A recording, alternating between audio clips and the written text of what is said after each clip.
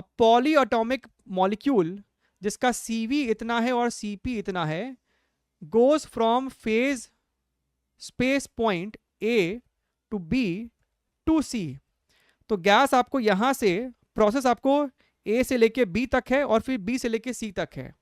A से लेके B हमको कहता है कि एडियाबैटिक प्रोसेस है, और B टू C हमको कहता है कि भैया आइसोथर्मल प्रोसेस है, यानी कि sir PV is equal to constant है। ठीक है। The net heat absorbed per unit mole by the system is, तो भैया A टू B में तो आपको डेल्टा Q ही जीरो है, तो सिर्फ B टू C में आपको आएगा डेल्टा Q।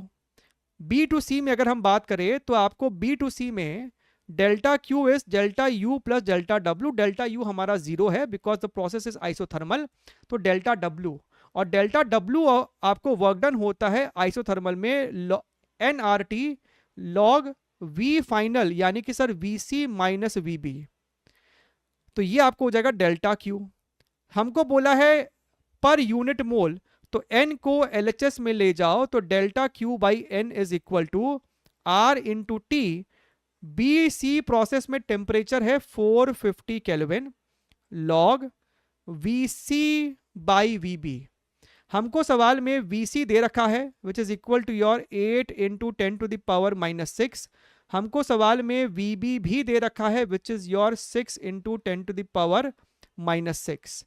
अगर हम ध्यान से देखें तो ये हमको मरेगा, ये आपको हो जाएगा 4 और ये आपको हो जाएगा 3।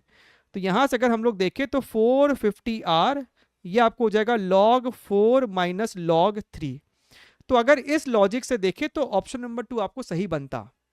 सवाल में कंट्रोवर्सी क्या है, सवाल में गलत क्या चीज है?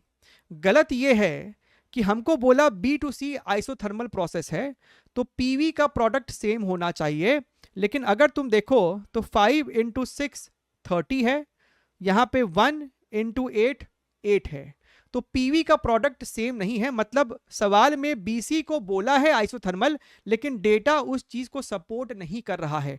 तो अगर किसी बच्चे ने गलती से वॉल्यूम का रेशियो नहीं लेके, क्योंकि आपको फॉर्मूला एक ये भी होता है initial pressure upon final pressure, अगर तुमने ये फॉर्मूला इस्तेमाल किया होता तो तुम्हारा एक भी ऑप्शन नहीं मैच करता। और बच्चा अपनी जगह सही है, बच्चा ये इक्वेशन का भी इस्तेमाल कर सकता था। तो ये सवाल की गलती है जिस चीज को उन्होंने एक्नॉलेज नहीं किया था।